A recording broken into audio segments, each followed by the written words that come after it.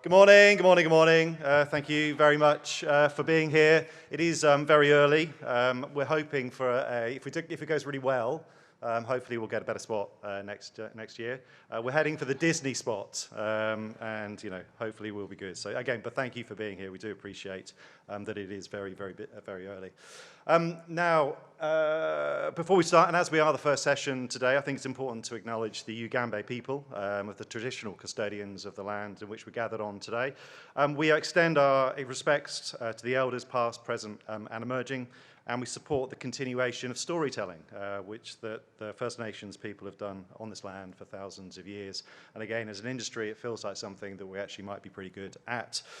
So the aim of the session today is to kind of provide you with almost like a beginner's guide into sustainability, and to give you some kind of easy actions to take when you leave the conference and kind of get back to your day jobs. And as part of that, we have assembled a crack team for our solar panel. Thank you. That's my only joke. Thank you. They were told to laugh. I will be saying that joke a few times. So we got, in terms of a little intro, so we have Olga Aleksan. She is the Senior Regional Sales Manager for Christie Digital. Olga is a qualified engineer, an expert in technical reporting, and a passionate advocate for technology-driven sustainability solutions, and has done a lot of work with ICA over the last year and a half. In the middle, we have Jodi Paton. Jodi is the Chief People Officer at the HOYTS Group, where she leads the people, performance, and culture function at an executive level. Jodi has led numerous environmental and social initiatives at HOYTS, and we'll speak to just a few of these today. Dave Stone is the company secretary at EVT, alongside his governance duties. He is also responsible for sustainability within the business and has the sustainability team report into him. And I'm very thank you for being here today. That is absolutely brilliant. My name is Paul MacGregor.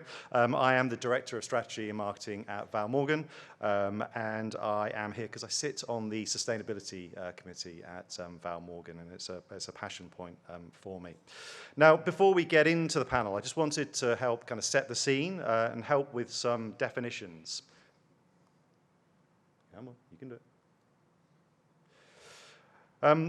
So we're going to start off with kind of philanthropy. Now, this in itself actually feels pretty 80s, right? But these are the donations or corporate sponsorships which companies provide to charities. And there's nothing wrong with it, but it does have kind of tax avoidance vibes about it.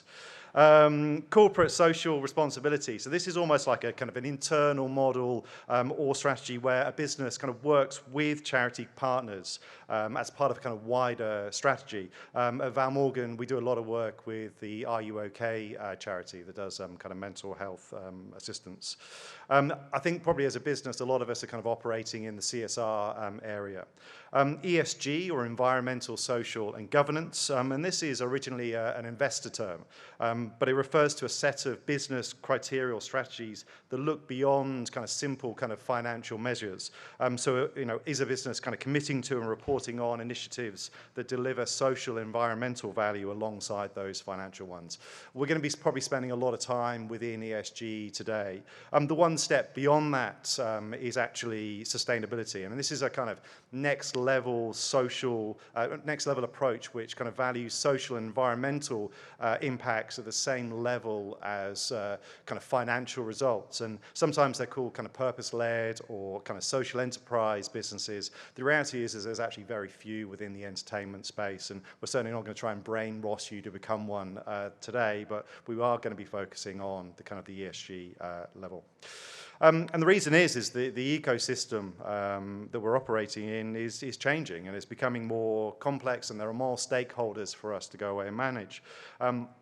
Firstly, customers. Customer expectations around ESG is really kind of changing and increasing, especially around, for us, the very visible kind of waste management. And again, I'm going to use a case study of here. So all of us are doing the responsible thing, picking up, our kind of, our bottles and our popcorn boxes, but we're kind of getting to the top and they're all kind of going into one bin. And I'm sure they're getting sorted afterwards, but the customer experience just doesn't feel quite right.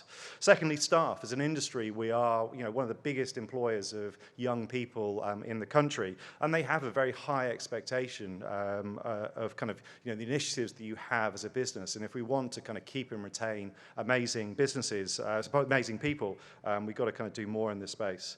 I think from a government perspective, you know, we've seen a lot of regulation and incentives over the last kind of 3 years, and you would only expect those to kind of increase. And this has kind of then gone through to the kind of finance industry, you know, especially within kind of super funds who are kind of really looking at kind of, or asking more questions around businesses within this space. And all of this is putting a lot of pressure on businesses to do more, and that's essentially what we're going to talk about today. And that is, you know, I think that's a great segue into kind of for us to go away and explore the opportunities, the challenges, and the solutions which sit within the ESG space. Now, I need your help with something. So I need to get from here over to there, and it's a little bit awkward. So if you could just give me a round of applause, then I'll shuffle over.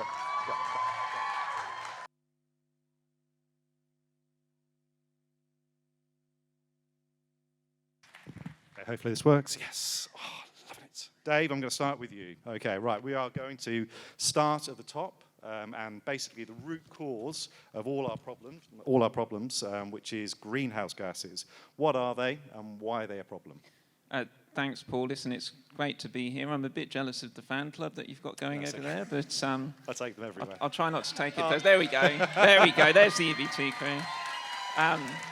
Listen, so look, natural greenhouse gases are not a problem. In fact, it's because of natural greenhouse gases that we have the greenhouse effect, and that keeps the Earth's surface warm, and it's essential for life on Earth. So basically, natural greenhouse gases, big thumbs up. Yep. So natural greenhouse gases, carbon dioxide, methane, water vapor, all naturally occur in the atmosphere. The problem is human-induced greenhouse gas emissions from burning of fossil fuels for things like electricity, heat, and transport. So this increases the concentration of those gases in the atmosphere, and this is what is known as the enhanced greenhouse effect. So on the slide, that's on the right-hand side, and this is what leads to climate change. Now, probably a lot of people in the audience have heard about the scope 1, 2, and 3. Can you give us a kind of a little intro in terms of what they are, and how do you measure them? Yeah, sure. So scopes are just ways of classifying company or organizational greenhouse gas emissions. Scope 1 is probably the easiest to get your head around. So these are just direct emissions from burning fossil fuels. So this could be natural gas that we use for cooking or heating, or vehicle fuel in the business. Scope 2 emissions are from purchased electricity. So we know that electricity has been generated, at least in part, from burning fossil fuels in coal-fired or gas-fired generation plants. So we can calculate an estimate of our Scope 2 emissions based on what we know the mix of those generators is in the overall grid. And then Scope 3, which is probably the trickiest one, is other emissions in the company's value chain.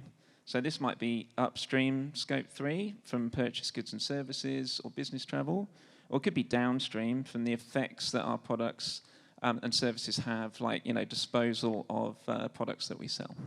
Why do we care so much about Scope 3? It's a great question, and look, presenting on this topic before, this is probably you know, the area that generates the most interest and the most questions. I think the best way to explain it might be with an example. So one component of EVT, Scope 3 emissions, is an estimate of carbon emissions from film production based on our film hire expenditure. So look, why is this worth estimating and reporting on? Well, a couple of reasons. Without film production, we wouldn't have new films to show in our cinemas. So it's an essential part of our value chain, even if we're not the ones actually emitting the carbon associated with that activity. And secondly, by measuring and reporting on Scope 3, we as the exhibitor and the studio as the film producer have a shared interest in finding ways to track, measure, report on, and ultimately reduce the emissions from the activity. And you can't reduce what you haven't measured in the first place. Now, if the film production example wasn't very intuitive, another example from a product line close to my heart is beer. So Carlsberg, for example, talk about beer-to-hand emissions, which include all carbon emissions associated with the production of the beer to delivering it to the customer for me to drink.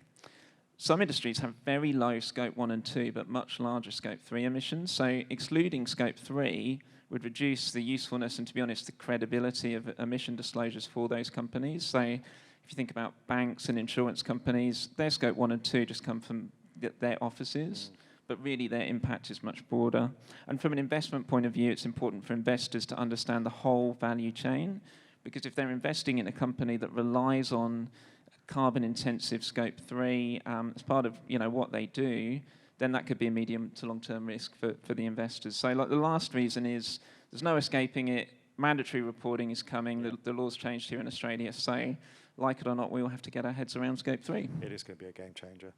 So in terms of a case study, what do scope 3 emissions look like for EVT? Yeah, look, so we disclosed our scope 3 emissions for the first time in August, and the estimate for that was based on our 2023 financial year. So there is a bit of a lag. It's quite a lengthy process. We're working on streamlining that. So the pie on the screen shows the breakdown of all our carbon emissions, including scope 3. So you can see that scope 3 are the majority of the overall pie, about 71%. And 36% of the pie relates to purchased goods and services. So I mentioned film hire, and food and beverage is another big part of that piece of the pie. Another piece of the pie that's worth noting is CapEx. So, cinema fit-outs, cinema refurbishments have carbon embodied in those. So we need to measure that and report on it. For anyone not familiar with EVT, we also own and operate hotels. We operate Thredbo, and we have a significant property portfolio. So there's a lot of moving parts, but cinemas is a big part of our overall emissions, probably about half. And to segue into the next topic, waste is also a material component, around 10% of our overall carbon emissions. So actually on waste, can you talk to us a little bit more about how EVT views it and manages it? Yeah, sure. Look, I'd be lying if I said we had this completely figured out. It's a key area of focus at the moment. What we do is guided by the waste hierarchy, which we've shown here on the screen. And I'm sure many of you are familiar with the 3 Rs, reduce, reuse, recycle. So look, reducing or preventing waste is the most preferred. An example of this, which we're planning to look at, is using AI to enhance food ordering and preparation. So we're only ordering and preparing what we actually need. If you imagine a hotel buffet, you'll get the idea, but there could be applications in cinemas as well. If we can't prevent waste, then reusing as much as we can and recycling what we can't reuse is critical.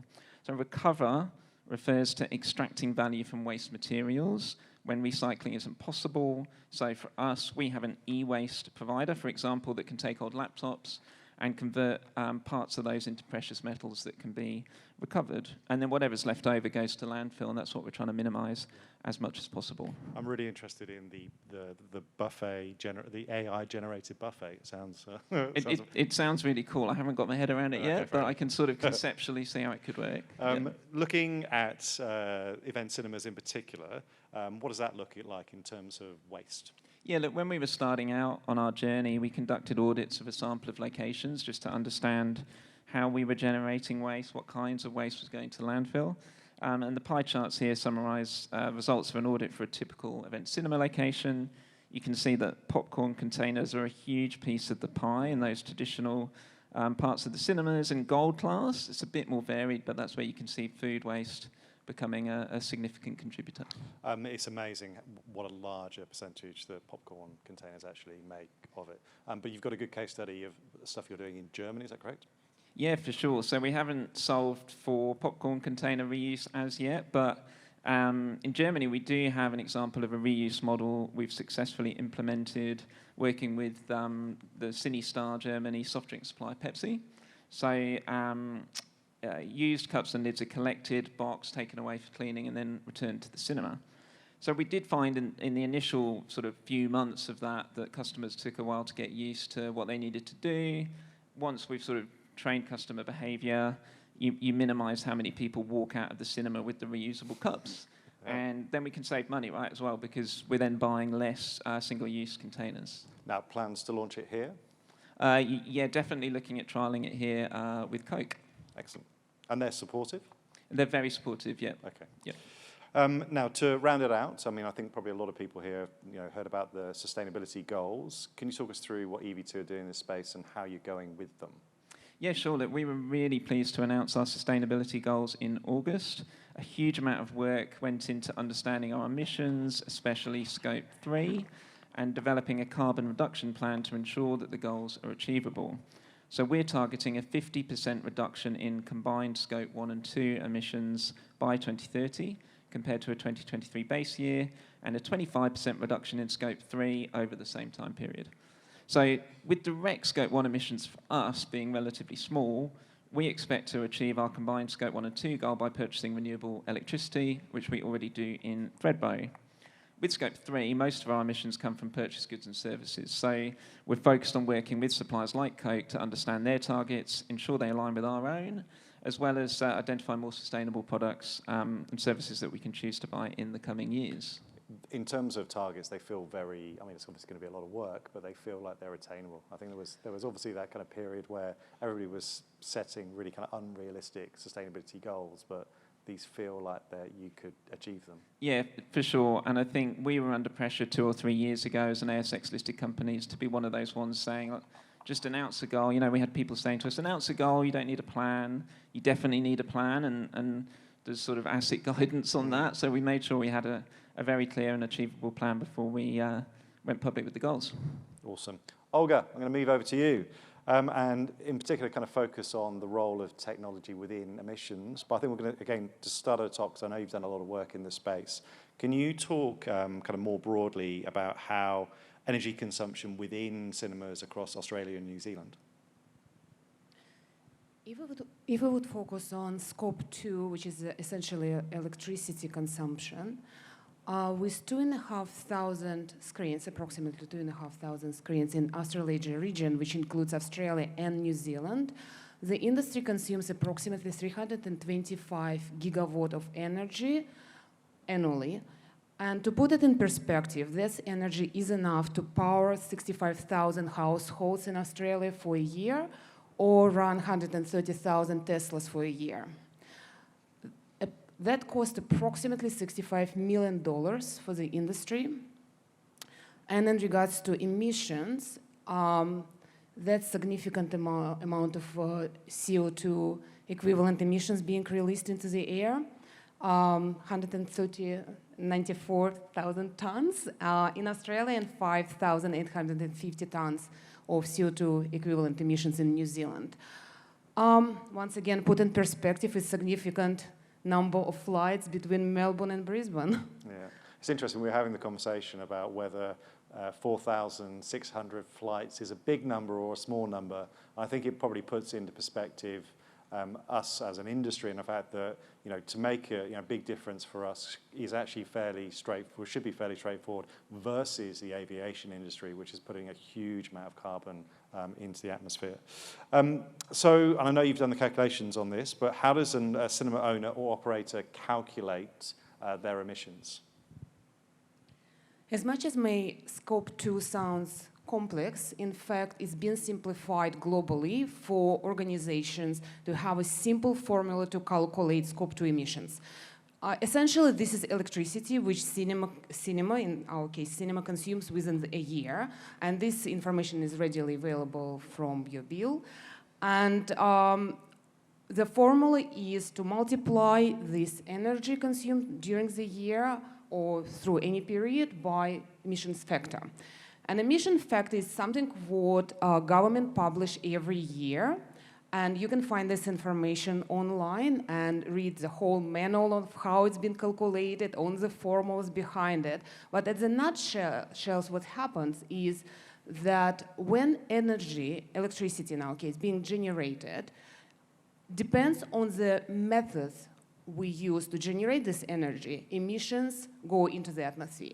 So if we use coal, that's more emissions going to atmosphere. If we use renewable energy, less emissions.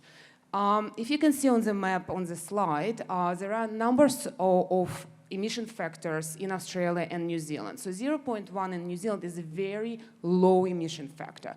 0.13 in Tasmania is also very low, and that's thanks to renewable energy, which those regions use a lot. Queensland and Victoria perhaps have some room for improvement.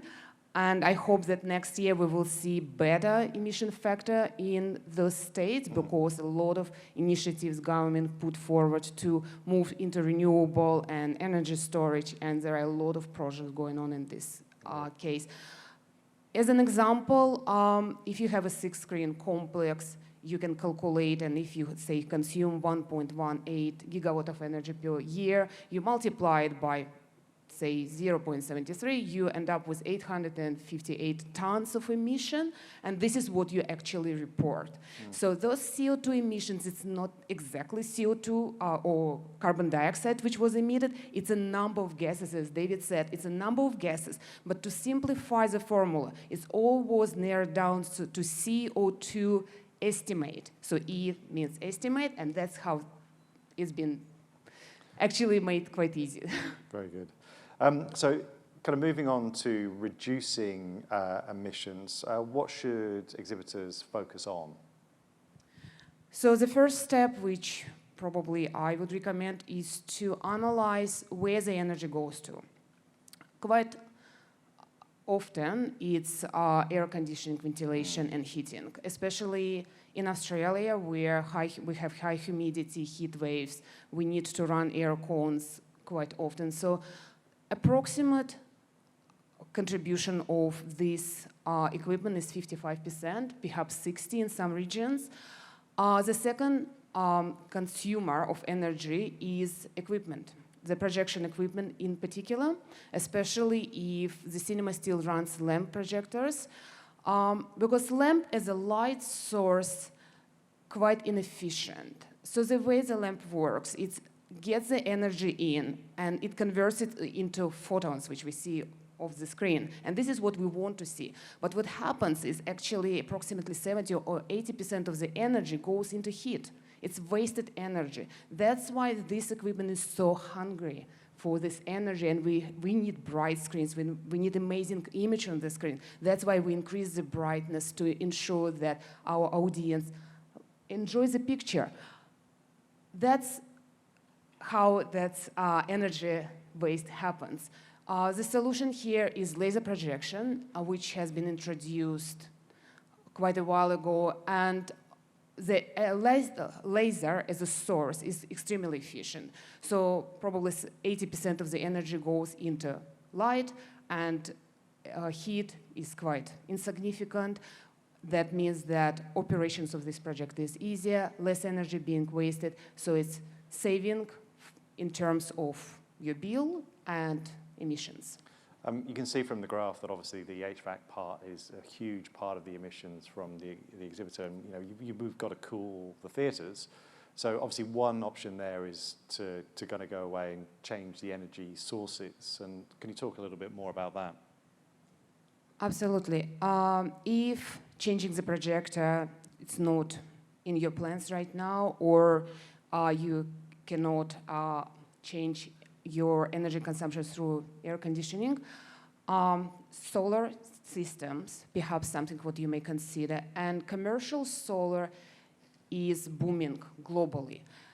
Amount of solar energy being produced in Australia from rooftop is amazing.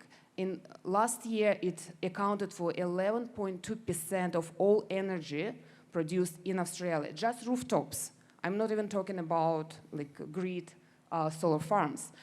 And return on investment quite significant because there are a lot of initiatives from the government, and there are some logos on the screen, which probably it's a good start for any commercial entity, especially Clean Energy Council, because they provide accreditation for system integrators. So if you would like to consider installing solar energy, it's where I would start to approach this council, take a look on their website, see how you can identify system integrators who are accredited. Then the next step is to see what initiatives are available to compensate your investment, and there are a lot of them on at state level, at federal level. There are certain government agencies which can provide certificates that the cinema can later sell and get return on investment, not to mention that it's essentially free energy. Storage is another option as well, right? Absolutely. If the cinema does not have a roof or there is no way to install solar, perhaps the roof is not large enough, energy storage, that's another industry which is booming. Last year in Australia, there were sold 54,000 batteries were installed in commercial and residential places.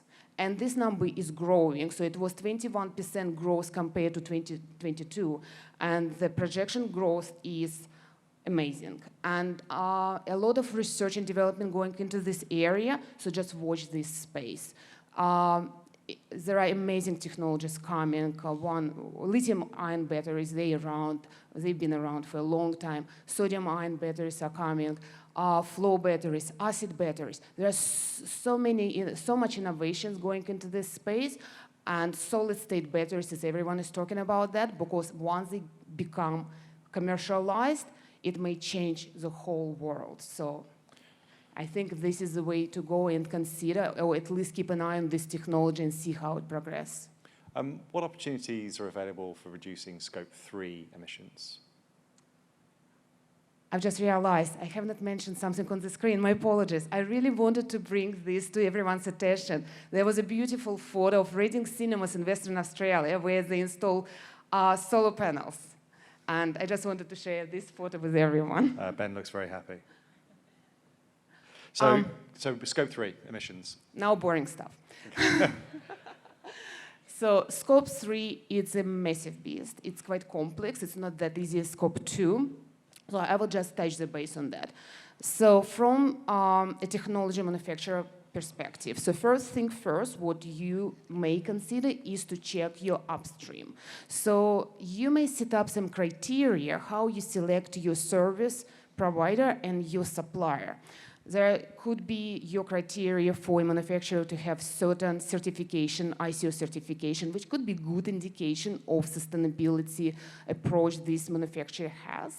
Also some sustainability, verified sustainability targets, which manufacturer would publish online. Quite often they would be very proud of having those targets. Other programs, anything what comes online where manufacturer will talk about this openly, this is a good indication that your manufacturer is really serious about sustainability.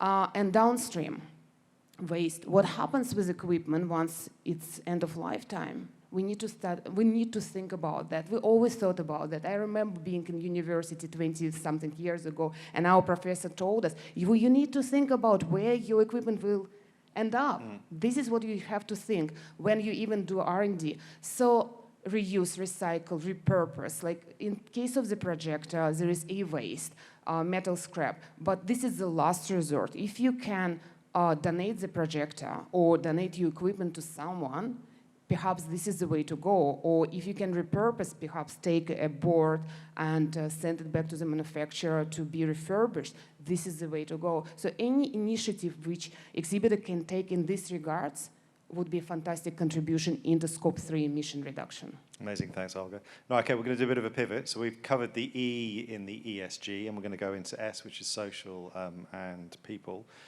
Jodi, how can we go away and engage employees in the ESG conversation? Yeah, thanks, Paul. I think working within the cinema environment, we are in a really privileged position within a lot of our cinemas to be a real centrepiece of the community. We've talked a lot about this this week around wanting to increase frequency of our customers and ways that we can do that. And one of those ways really integral to that is having engaged and passionate employees that want to deliver on outstanding customer experiences. You mentioned before around that expectation of particularly young employees, but all employees around having a social purpose. So getting the team involved is really important in terms of doing that, to build that engagement, that sense of belonging, whether that be through charity partnerships and opportunities to get involved or other employee-led initiatives. One example of that, we did a diversity survey earlier this year and found that over 30% of our team identify as either sexually or gender diverse. We did then are embarked on a program earlier this year, which was led by our site managers around education and awareness, and that was something that resonated really strongly. So definitely ways to get involved. You mentioned charities. How do you engage with charities, and what value does it bring to the business? Yeah, that really strong alignment to the organisational values is a really key step in terms of doing that. So making sure that we've got that alignment to what is our core purpose, what are our values, and then what's really meaningful to our team. You know, a huge percentage of our employees, over 85%, are under the age of 25. So youth mental health is certainly an important cause for us to focus on. So we have a partnership with Are You OK? That provides us with a foundation of resources, education, volunteering opportunities for the team to get involved, but also to build their awareness and engagement in programs as well.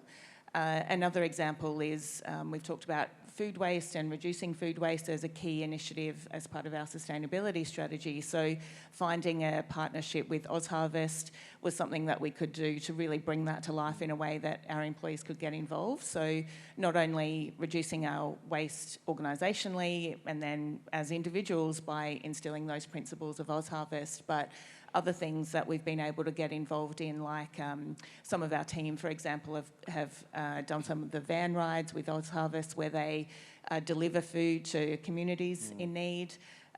We also support OzHarvest through their Nourish program, which is an education program where they have at-risk youth completing a kitchen operations program, and we've been able to support them with work experience and employment pathways as well. So lots of different ways to get involved. They're an amazing organisation. They do so much good stuff. But that's obviously at a kind of corporate level. So what are you doing at the kind of, at the theatre level, community level? Yeah, absolutely. So whilst we do absolutely try to provide ways for our employees to get involved around our national corporate partnerships, we also really encourage our teams to get involved more locally around what's happening in the local community and how can they get involved in that. A lot of our cinemas, for example, often act as collection points for a toy drive or a food drive. Another example is we have relationships with a local family domestic violence shelter where we donate technology, so laptops or mobile phones that we're not using anymore, that they're able to use as well. So certainly encourage that more community-based engagement as well. Yeah, I love that. So obviously there's been, the last couple of years, a lot of talk about reconciliation action plans. And I think probably some are probably a couple of years into it. Others are just kind of considering, what does that journey look like? Can you talk us through the journey that you've been on at HOYTS and any challenges that you kind of faced? Yeah, so we launched our Reflect Reconciliation Action Plan in January this year. So that's the first step in embarking on a RAP plan. And we really wanted to, I guess, do it in a way where it wasn't just a symbolic gesture, where we were actually doing something that was a little bit more meaningful in terms of supporting Aboriginal and Torres Strait Islander peoples. And we kind of came up with, I guess, 3 key things to be able to drive that and get our team involved. So we recognise that we don't have a significant population of Indigenous employees, but we certainly did want to ensure that we had education and awareness and that opportunity just to learn more about our history and culture within our team. So one really beautiful way that we brought that to life was within our Sydney office team. We had an Indigenous artist come in and not only talk us through his family and history and culture, but kind of helped us to create a piece of art that reflected our business, so the interaction between HOYTS and Val Morgan, and then the interaction that we have within our communities. And our team got to participate in the painting and really bring that to life. And we've been able to not only have the original within our office, but it's the representation of our RAP plan digitally as well. Yeah, it was a really great process. Yeah. Obviously, I think one of the great things about our industry is that we're part of diverse communities across the whole of Australia and New Zealand. Can you give us some examples of how you're driving that community engagement? Yeah, so one way, still talking about the RAP plan, was something that we were able to do with the Fred Hellows Foundation. It actually aligned really nicely.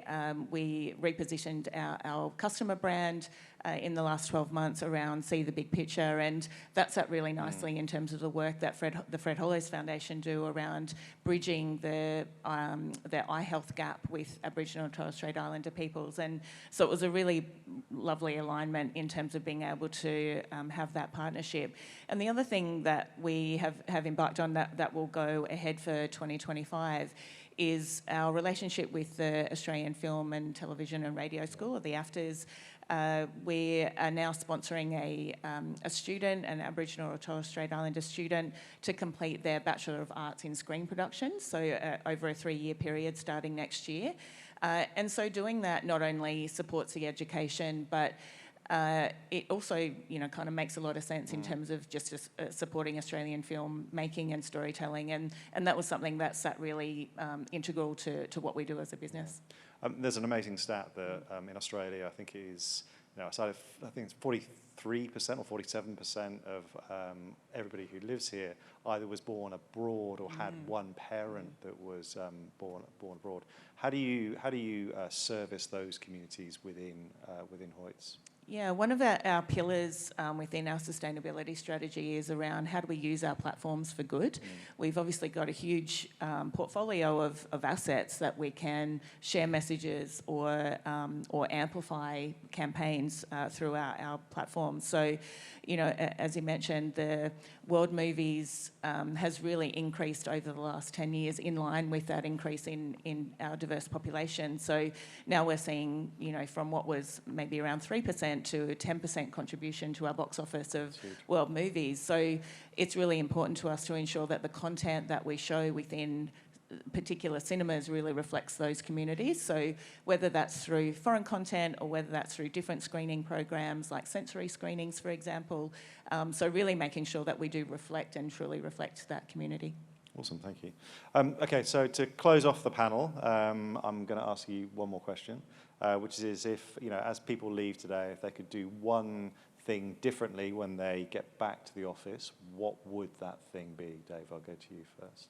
Yeah, sure, Paul. I think for me, it's about talking to suppliers, landlords, customers, finding areas of alignment and working together to try and achieve shared goals in this space, because the problems are too big to try and solve on our own. Great. Olga? Consider modern technology as an opportunity to reduce emissions. I truly believe that innovations is the way to go and bring more good into our world. If you can't do something right now, just keep an eye in this space and see what's coming. Excellent. Jodi? Yeah, I think there are many very important and very worthwhile charitable causes, but I think pick one or two that are really meaningful to your organisation and to your team and do them well. Excellent. I'm going to end on one of my favourite quotes, which is, how do you eat an elephant? Little bites. And I think that really kind of speaks to sustainability. And actually, you don't have to try and tackle everything all in one go. But if you take little bites, and as long as you keep biting, you're going to make a real difference. But thank you very much for your time. Appreciate it was an early day, but thank you.